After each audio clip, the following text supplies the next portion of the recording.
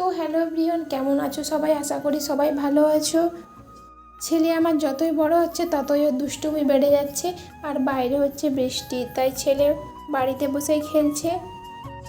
মা আর একজন বসে আছে বাইরে, বৃষ্টি দেখছে সবাই বসে বসে, আর ছেলে দিকে দুষ্টামি করছে। তারপরে এই যে দেখো, পাড়ার একটা ছেলে এসেছে আমার ছেলের সঙ্গে খেলতে। বৃষ্টি পড়ছে বাইরে, তাই মাথায় ছাতা ধরে আছে। ছেলে ওকে দেখে খুব আনন্দ পাচ্ছে।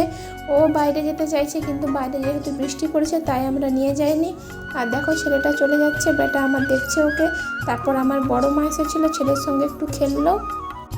আজকে ছিল পূর্ণিমা পুজো, তাই আমাদের বাড়িতে পুজো হয়েছে। আমি তাই প্রসাদ খেয়ে নিচ্ছি। কিছু থালা বাসন ছিল, মা সেগুলো ধুয়ে নিল। আর ছেলে আমার কাছে বসে খেলছে। তারপরে বিকেলবেলা বাবা কাটছিল আম, আর ছেলে ওটাই দেখছিল। বাবা ছেলেকে খাওয়াচ্ছে, কিন্তু খেতে চাইছে না। আজকের মিনি ব্লগটা এতটাই। টাটা বন্ধুরা।